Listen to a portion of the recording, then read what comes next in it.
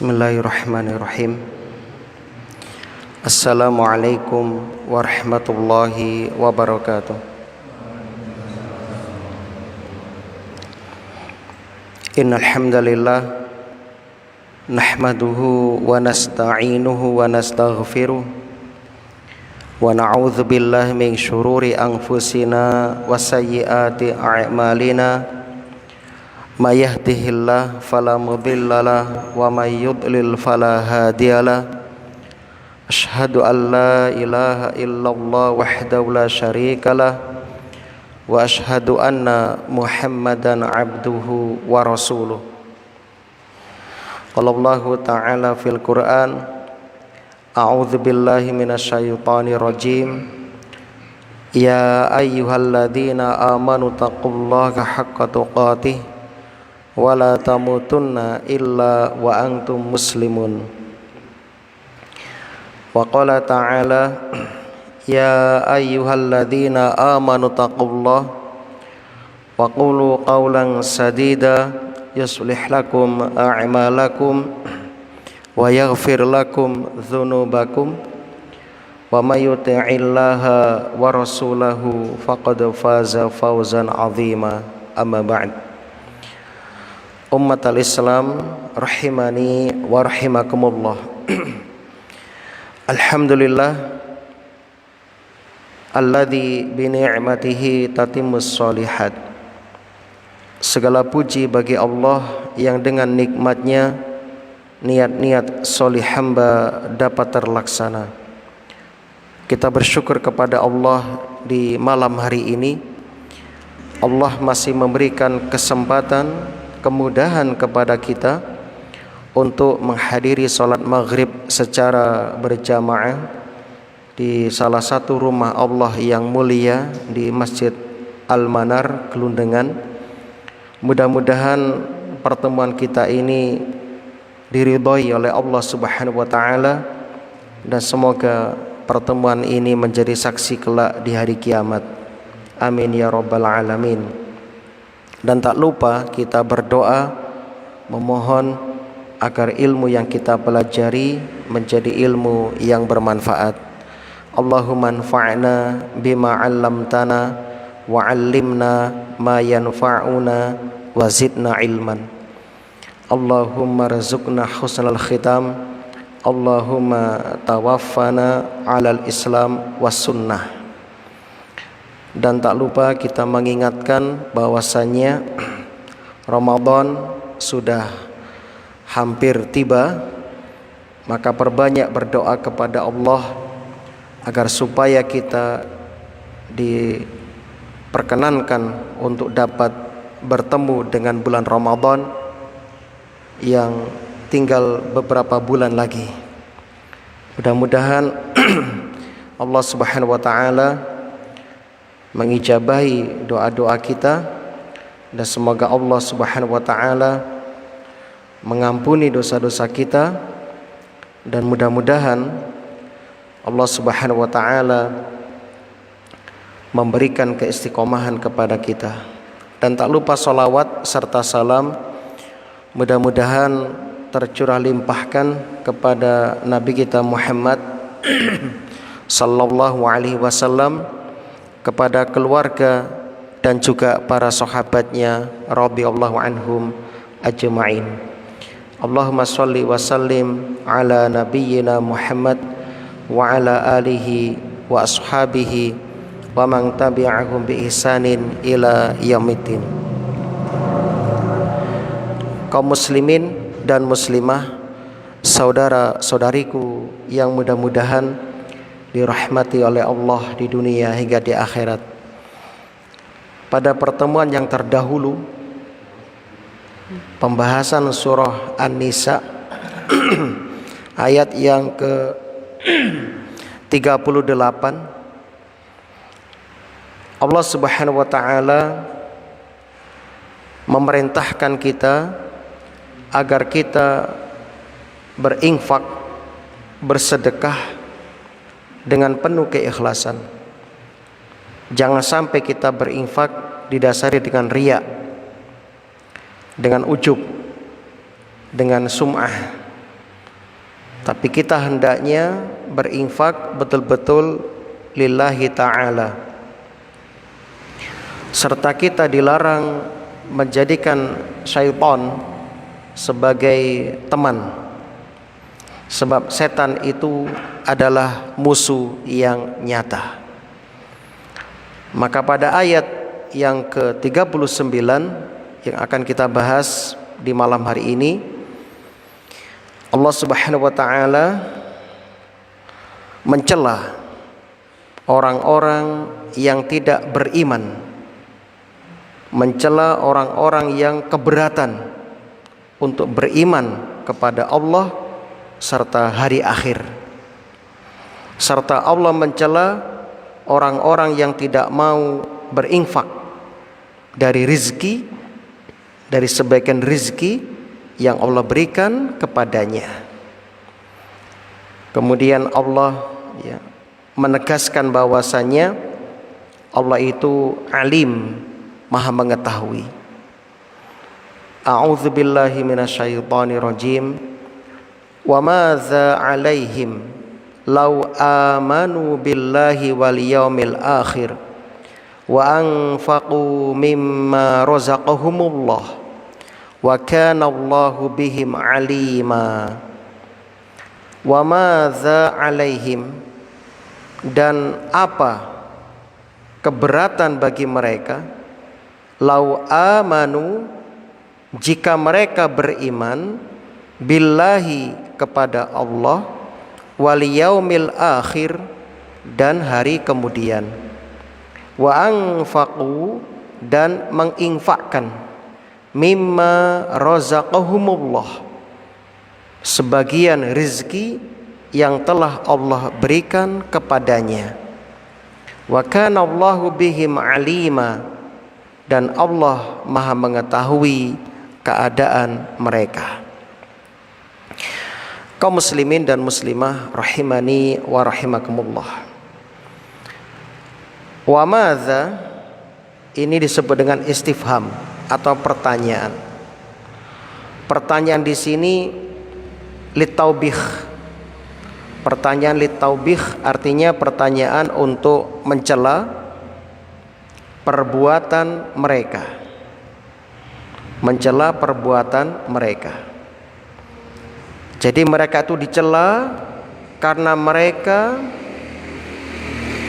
lalai, karena mereka sombong, berbangga-bangga, karena mereka bakhil, dan mereka juga memerintahkan orang lain berbuat bakhil atau medit. Mereka dicela karena mereka berinfak dengan riya kepada manusia, dan mereka tidak beriman kepada Allah dan hari akhir, sehingga mereka layak dicela. Kaum muslimin yang berbahagia, kenapa mereka dicela? Karena tidak beriman kepada Allah dan hari akhir. Karena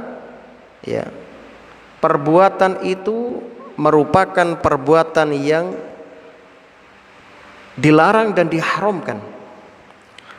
Sesuatu yang dicela oleh syariat, berarti perbuatan itu adalah perbuatan yang harus kita jauhi, perbuatan yang berkonsekuensi, mendatangkan siksa yang besar dari Allah Subhanahu wa ta'ala. Maka kaum muslimin rahimani wa rahimakumullah, tidak ada kerugian sama sekali apabila mereka mau beriman, mereka mau membenarkan Allah dan Rasulnya. Nggak akan rugi mereka, tidak akan rugi.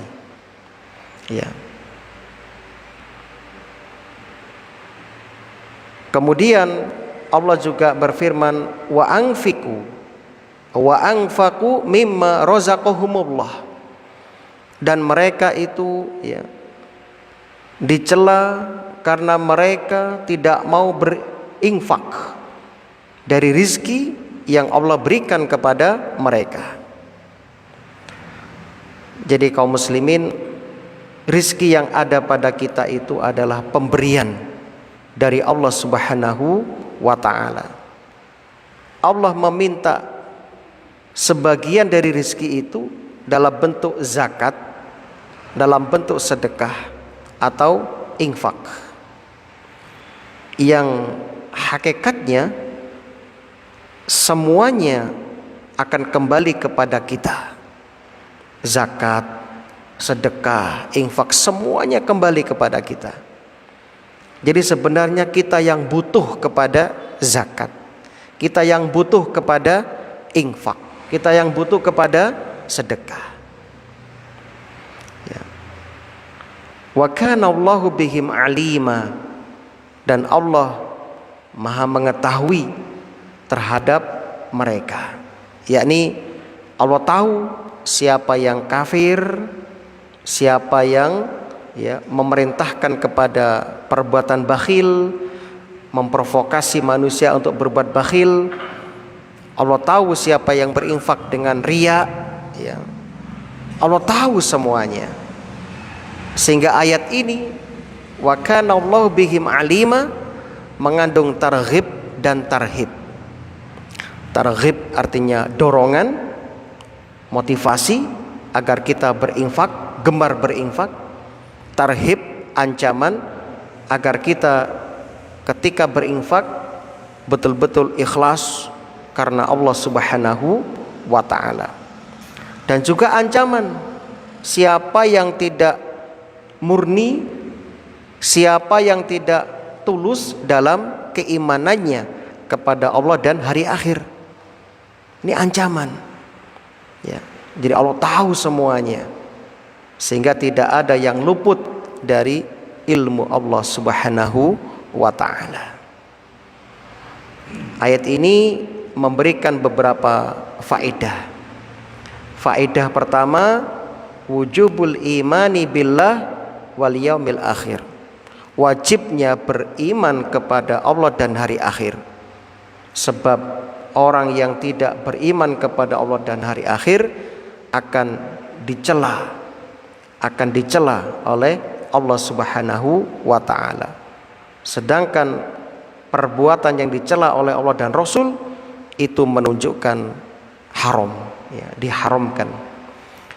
Pelajaran yang kedua, manusia juga wajib ya menimbang antara an-nafi' wad-dar, antara perbuatan yang bermanfaat dengan yang membahayakan.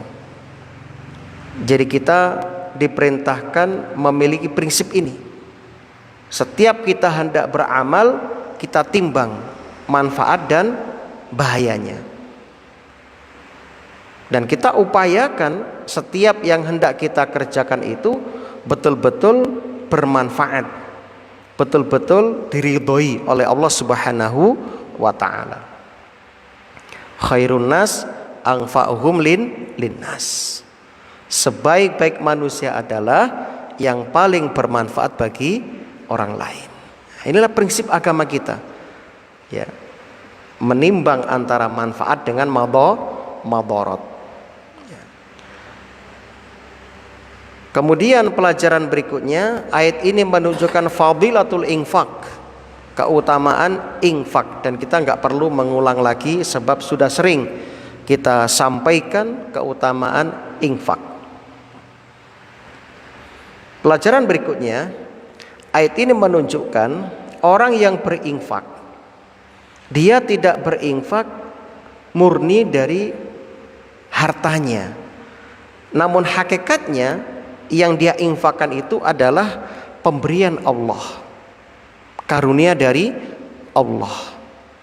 Ya.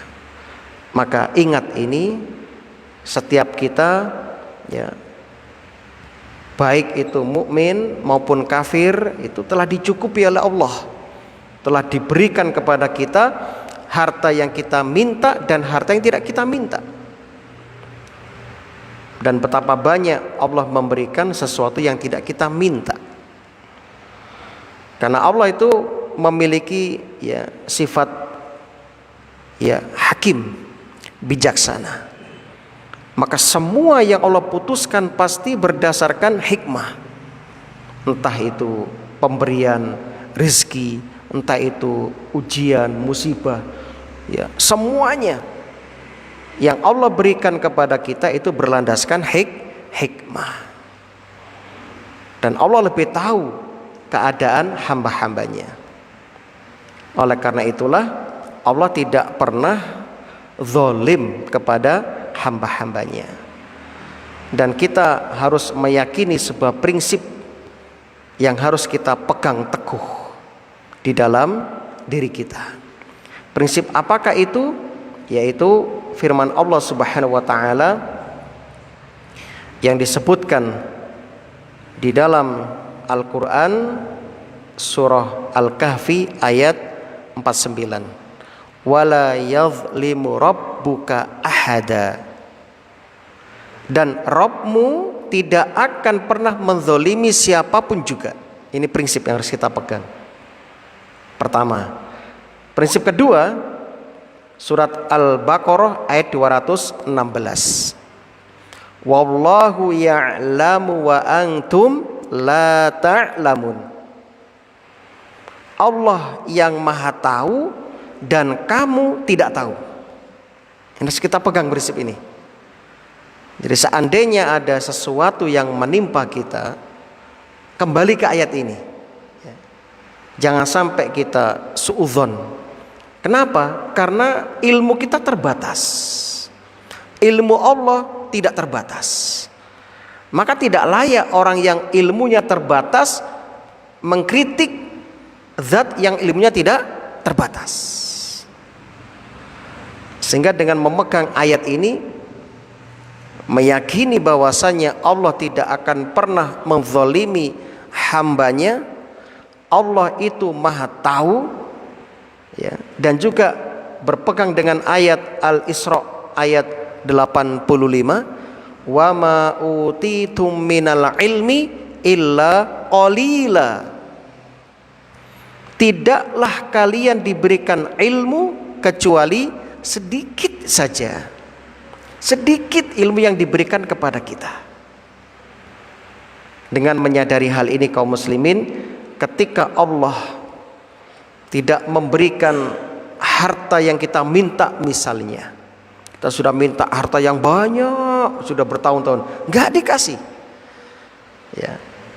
Atau sebaliknya, ada orang yang minta kesehatan nggak sembuh-sembuh misalnya.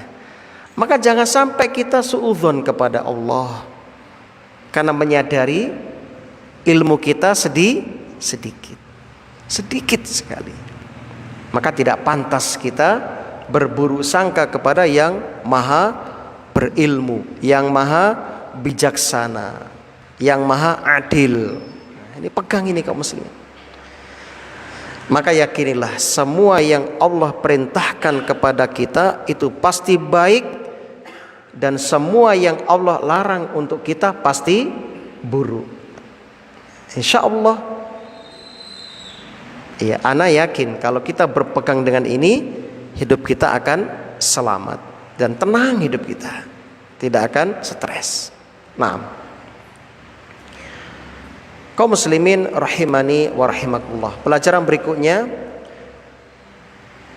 terkadang dari ayat ini ya, orang yang berinfak itu terkadang dia merasa tidak dibalas oleh Allah. Terkadang ya, ada orang yang mengalami seperti itu. Sebab Allah berfirman, wa anfaqu mimma razaqahumullah, dan menafkahkan di antara apa yang Allah rizkikan kepada mereka.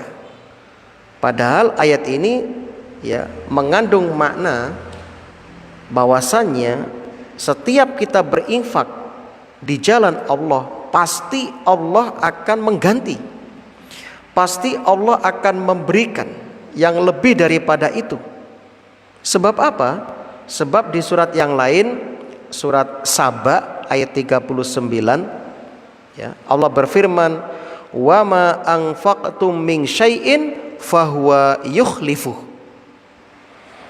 Dan apa saja yang kamu nafkahkan, maka Allah akan mengganti. Pasti diganti. Nah, makanya jangan sampai Anda merasa, aduh, kok koyoke enggak oleh balasan. Jangan. Lihat ayat yang lain, ya. Masya Allah, beda surat sama ayatnya, sama-sama 39. Kayaknya ini kayak pasangan gitu kan, ya. Jadi setiap yang kita keluarkan pasti akan diganti. Bahkan dikuatkan oleh hadis Nabi sallallahu alaihi wasallam dari Qais Al-Ansari radhiyallahu an, Nabi bersabda, "Anfik yunfik alaik." Ya. Berinfaklah, maka kamu akan diberi oleh Allah. Artinya setiap kita keluarkan pasti akan dikembalikan dengan yang lebih oleh Allah Subhanahu wa taala. Bahkan sampai-sampai ulama mengatakan, anfik ma fil jaib, ya, ya'tika ma fil ghaib, ya. Infakkan yang ada di kantong, maka yang di alam gaib akan berinfak kepadamu, ya, yakni Allah. Sampai seperti itu. Yakini nih kaum muslimin, yakini. Pelajaran berikutnya, ayat ini menjelaskan minnatullah, anugerah Allah kepada hamba-hambanya dengan apa yang Allah berikan kepada mereka.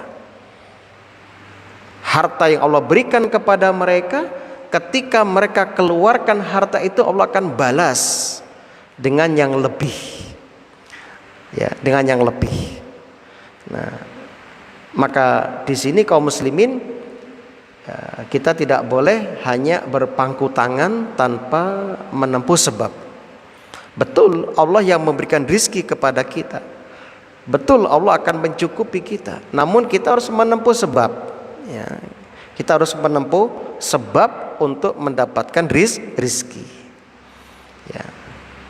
Sebab Rasulullah sallallahu alaihi wasallam bersabda, "Lau annakum tatawakkaluna 'ala Allahi haqqa tawakkuli la razaqakum kama yurzaqut thair taghdu khimasan wa taruhu bitonan." Rawahu Ahmad wa Ibnu Hibban, dari Umar bin Khattab radhiyallahu anhu. Seandainya kalian bertawakal kepada Allah seperti tawakalnya seekor burung, tentu kalian akan diberi rizki oleh Allah sebagaimana burung diberi rizki. Di pagi hari temboloknya kosong, di sore hari temboloknya penuh dengan makanan atau kenyang. Ini menunjukkan apa? Burung itu kan menempuh sebab, ya. Mereka bangun, ya, pagi terus meninggalkan sarangnya, ya, meninggalkan sarangnya. Padahal mereka tidak punya sawah, tidak punya toko, tidak punya, ya, tempat usaha. Tapi mereka tawakal, pokoknya wis, ya, ceker-ceker pasti dapat rezeki. Masya Allah, ya, luar biasa. Nah, ini yang terakhir, ayat ini kaum muslimin memberikan pelajaran kepada kita tentang penetapan ilmu Allah tabaraka wa ta'ala. Ilmu Allah itu meliputi semua keadaan hamba-hambanya. Wa kana Allahu bihim alima. Dan ini kembali lagi mengandung targhib dan tarhib. Mengandung targhib dan tarhib. Dorongan, motivasi, ya, menggemarkan kita untuk bersungguh-sungguh dalam, ya, beribadah, dan juga ancaman agar kita jangan sampai tidak ikhlas dalam beribadah. Naam.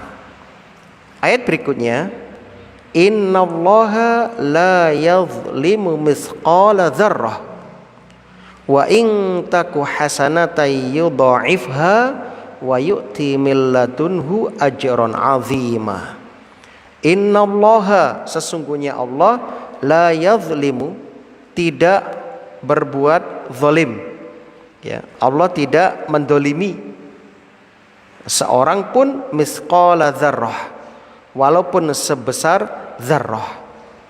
Dzarrah sudah sering kita jelaskan, ada beberapa penjelasan ulama, di antaranya dzarrah itu adalah ya, apa yang kita lihat ketika kita membuka jendela di waktu pagi yang berterbangan itu, debu yang kecil itu dzarrah. Wa in taku hasanatan, ya, dan jika ada kebaikan sekecil dzarrah itu, yudha'ifha, pasti Allah akan melipat gandakannya. Ini ada yang membaca yudha'ifha, ada yang membaca yudha'ifha, sama-sama bermakna mubalaghah, penyangatan, ya, menggandakan, menikel, ya, ditikel-tikel.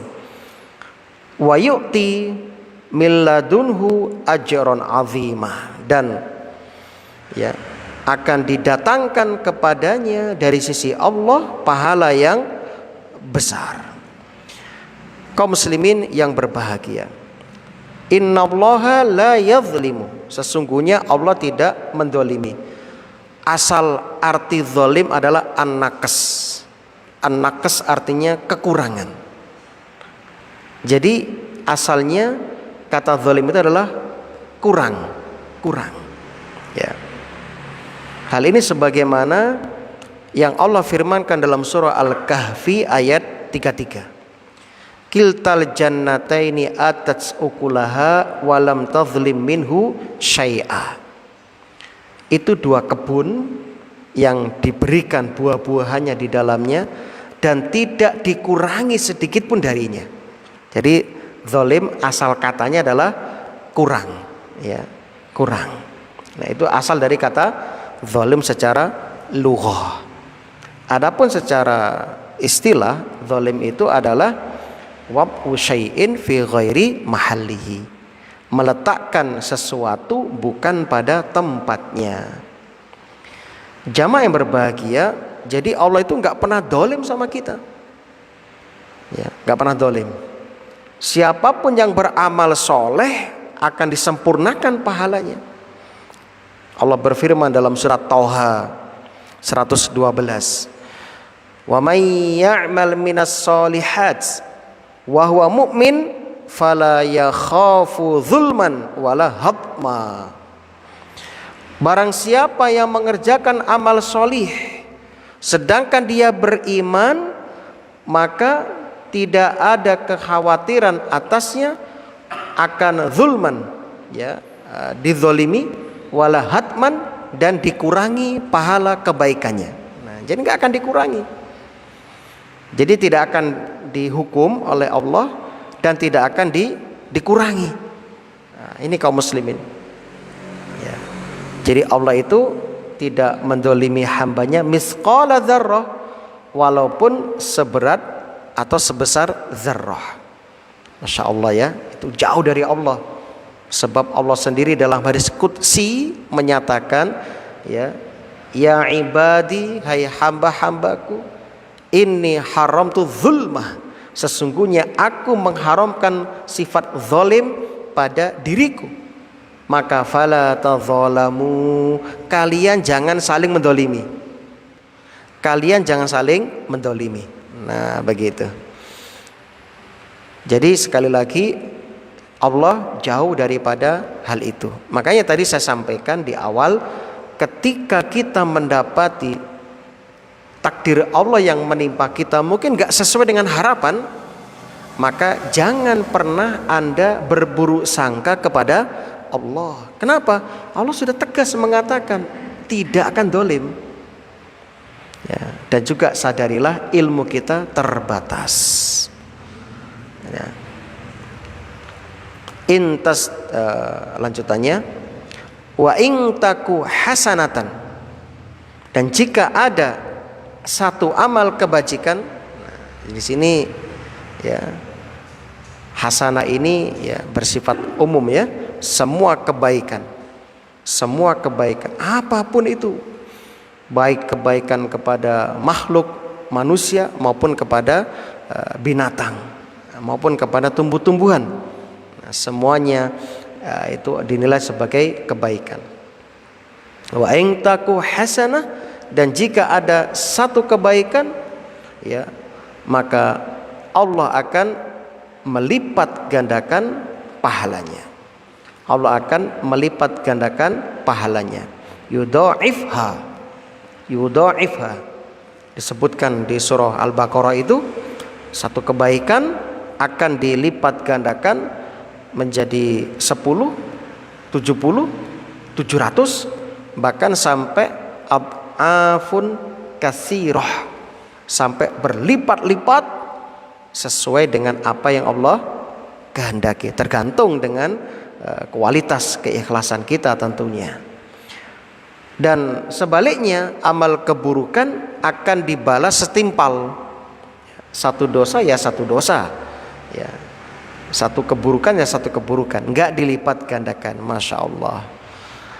Wa yu'ti min ladunhu ajron azima, ya, dan akan didatangkan dari sisi Allah pahala yang besar, pahala yang besar. Jamaah rahimani wa rahimakumullah. Ayat ini memberikan pelajaran kepada kita, ya. Yang pertama, apa yang Allah sebutkan dalam bentuk mubalaghah, ya, dalam bentuk mubalaghah ini tidak memiliki mafhum mukhalafah. Ya, kalau dikatakan Allah itu tidak mendolimi walaupun seberat dzarrah, berarti tidak sebaliknya. Nah, berarti kalau lebih besar dolim enggak, ya. Jadi ini enggak punya mafhum mukhalafah. Jadi kita meniadakan total sifat zalim dari Allah, baik besar maupun kecil. Sekali lagi, tidak pernah Allah mendolimi hamba-hambanya. Dan juga ayat ini menguatkan ayat sebelumnya, menetapkan sifat ilmu bagi Allah Subhanahu wa ta'ala. Kemudian pelajaran berikutnya, Allah pasti akan melipat gandakan pahala amal kebaikan kita. Masya Allah, ya. Pelajaran berikutnya, rahmat Allah Subhanahu wa ta'ala itu mendahului kemurkaannya. Jadi rahmat Allah itu mendahului murkanya, ya, artinya Allah itu lebih besar rahmatnya, lebih besar maafnya daripada siksanya, daripada kemurkaannya. Nah, innallaha la yadhlimu mithqala dzarrah wa in taku hasanatan yudhaifha. Terbukti ketika amal keburukan gak dilipat gandakan, terbukti. Adapun amal kebaikan dilipat gandakan. Nah, ini menunjukkan Allah itu penuh rahmat, penuh kasih sayang. Kemudian pelajaran berikutnya, orang yang melakukan amal kebaikan akan mendapatkan balasan yang berlipat-lipat, ya, yang berlipat-lipat. Dan yang terakhir, kebaikan itu mengundang kebaikan yang lain. Kebaikan itu akan mendatangkan kebaikan yang lain. Buktinya di sini Allah mengatakan wa in taku hasanatan, dan jika ada satu kebaikan, ya, yudhaifha, terus wa yu'ti min ladunhu ajron azima, dan akan didatangkan dari sisi Allah pahala yang besar. Pahala yang besar ini bisa dipahami orang itu akan melakukan kebaikan-kebaikan yang lainnya, yang mana kebaikan yang lain ini juga diberi pahala yang besar, sehingga pahalanya berlipat-lipat.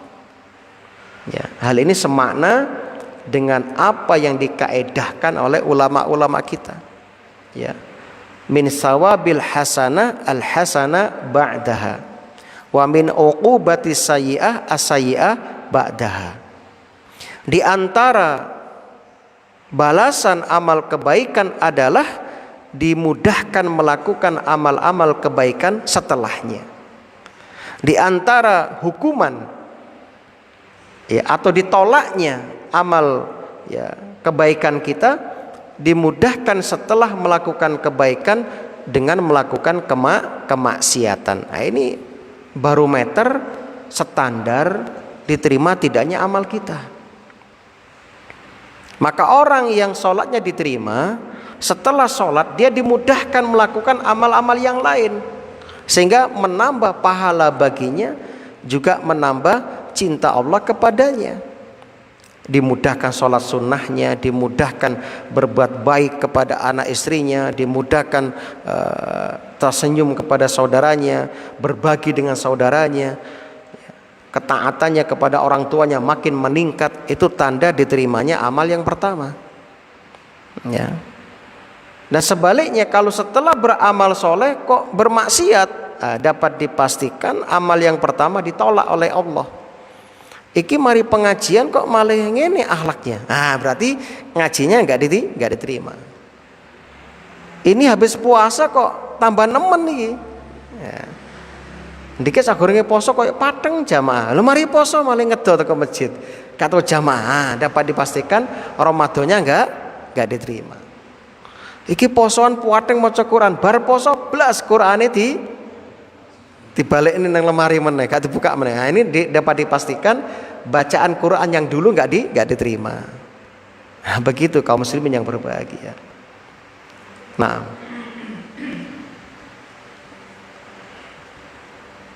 ada yang tanyakan sebelum kita akhiri atau kita lanjutkan? Kalau bisa kita jawab, kalau nggak bisa kita carikan jawabannya.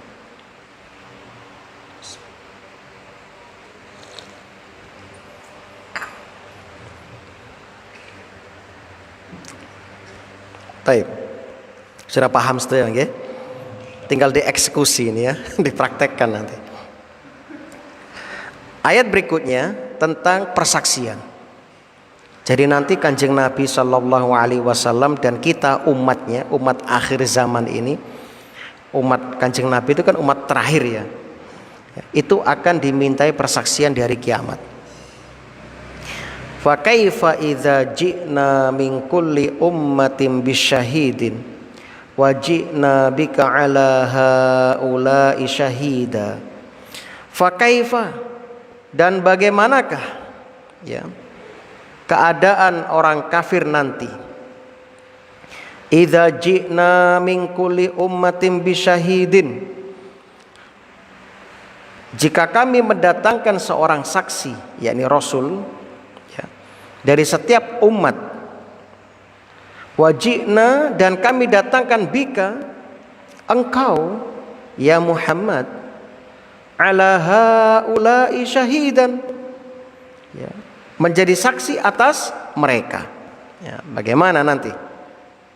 Nah, setelah Allah menegaskan bahwasanya Allah tidak pernah menzalimi hambanya sedikit pun, lantas di sini Allah mengawali ayat 41 dengan pertanyaan atau istifham.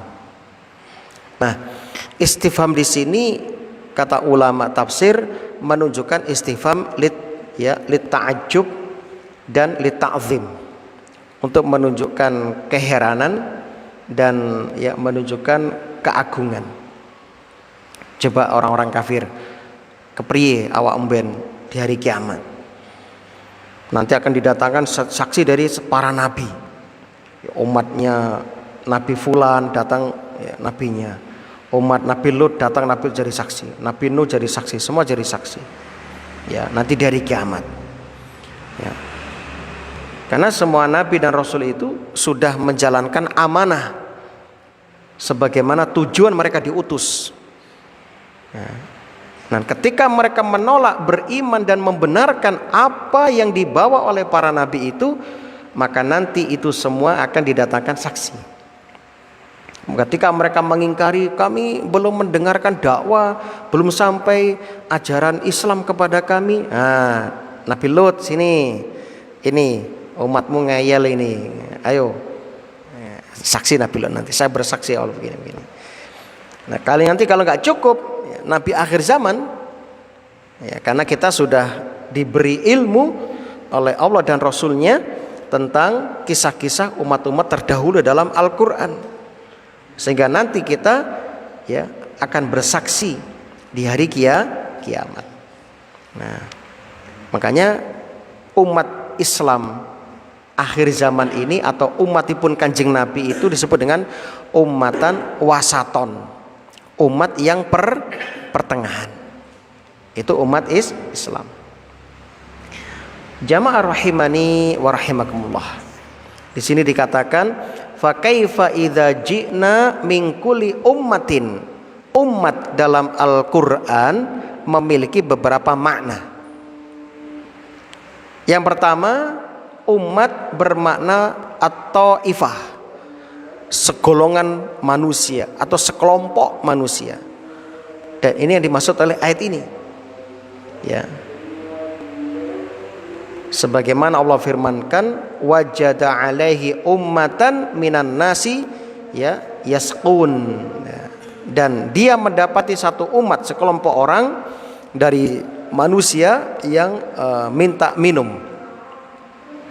Yang kedua, kata umat dalam Al-Quran bermakna iman. Nah, dulu pernah kita sampaikan ya, kata umat dalam Quran bisa bermakna iman. Sebagaimana yang Allah firmankan dalam surah An-Nahl ayat 120. Inna Ibrahima kana ummatan qanitan. Sesungguhnya Ibrahim itu adalah umat yang qanitan, yang tunduk patuh. Umatan di sini apa artinya?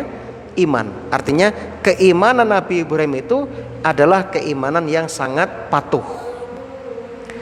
Yang ketiga, makna umat bisa bermakna zaman atau waktu.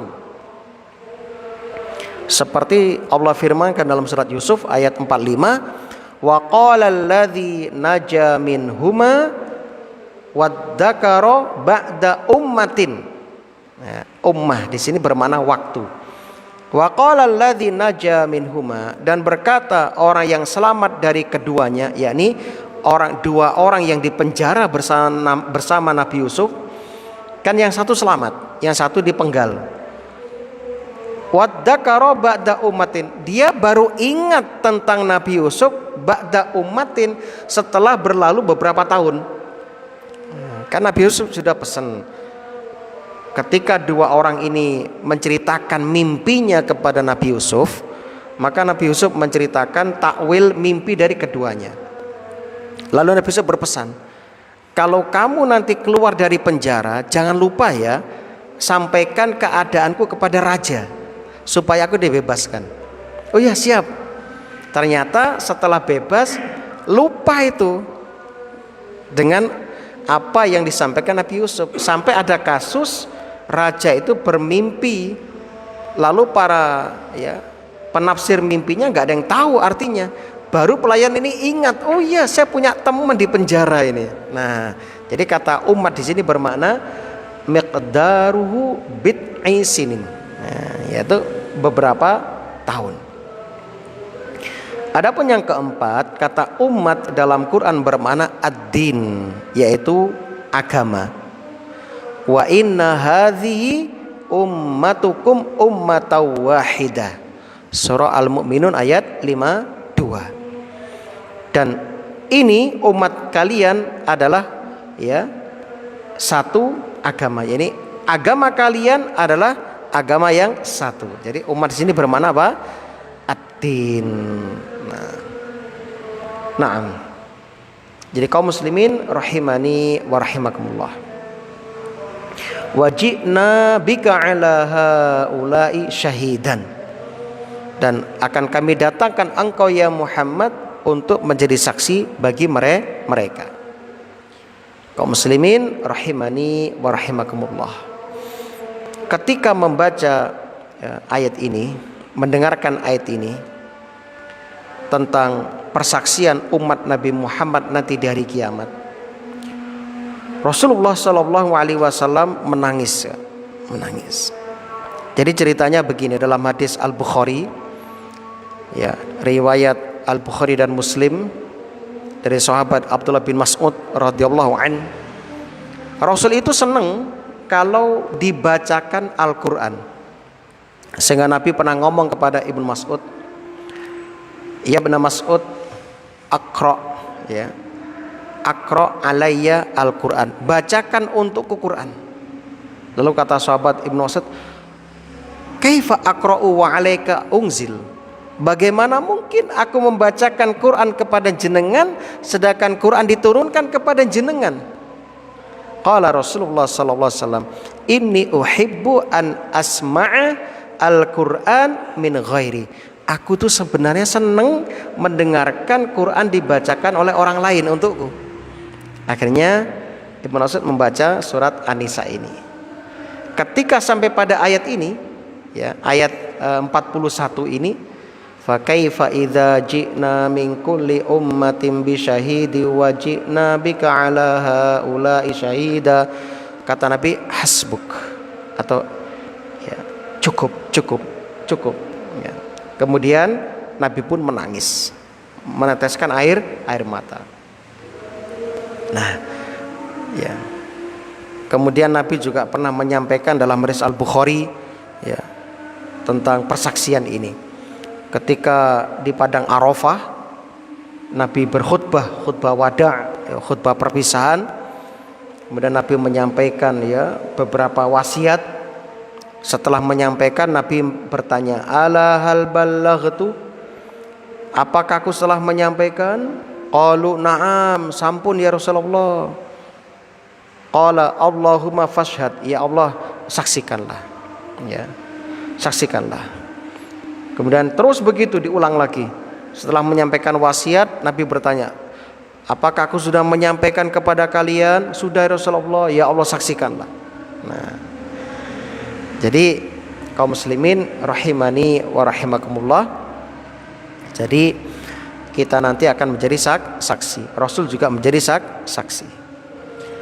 Sehingga ayat ini menunjukkan agungnya persaksian Rasulullah sallallahu alaihi wasallam dan umatnya kelak di hari kiamat.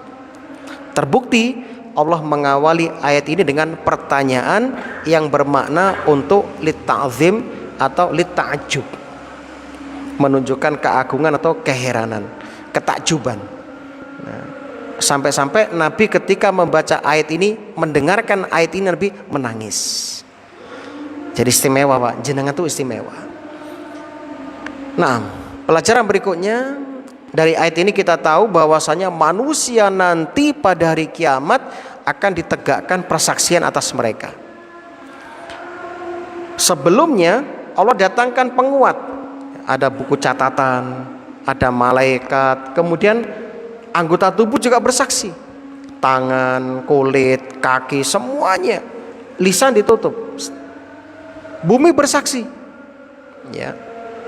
Yauma idzin tuhaddisu akhbaroha, ya. Jadi jangan Anda merasa aman. Oh, tenang, bojoku gak weruh, anakku gak weruh, kuancing lawangi lalu bermaksiat. Loh, selama Anda tinggal di bumi, maka bumi akan bersaksi nanti. Begitu juga Anda tinggal di planet apapun akan bersaksi, ya. Makanya di tempat-tempat itu perbanyak zikir kepada Allah.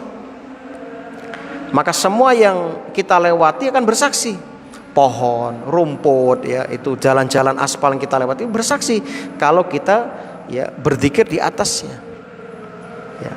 Bahkan ketika sahabat mengembala kambing bertanya, ya Rasulullah, kalau sudah waktunya sholat bagaimana? Ya sudah, kamu adzan yang keras di tengah padang pasir itu, di tengah padang rumput itu. Setiap yang mendengar teriakan azanmu akan bersaksi kelak pada hari kiamat. Masya Allah, ini pahala besar bagi para muadzin ini, ya. Nah, kemudian pelajaran berikutnya, para rasul telah menyampaikan amanah kepada umat mereka masing-masing. Jadi nggak ada yang berkhianat, dan terbukti nanti mereka akan menjadi saksi. Wa kuntu alaihim syahidan ma dumtu fihim. Kata Nabi Isa, aku akan menjadi saksi selama bersama mereka. Nah, begitu juga Nabi kita Shallallahu Alaihi Wasallam. Mudah-mudahan ini bermanfaat. Maka kaum muslimin, sekian yang kita sampaikan. Semoga Allah Subhanahu Wa Taala mengampuni dosa-dosa kita, mewafatkan kita dalam keadaan husnul khatimah. Rabbana atina fid dunya hasanah wa fil akhirati hasanah wa qina adzabannar. Amin ya rabbal alamin. Subhanakallahumma wa bihamdika asyhadu an la ilaha illa anta astaghfiruka wa atubu ilaik. Assalamualaikum warahmatullahi wabarakatuh.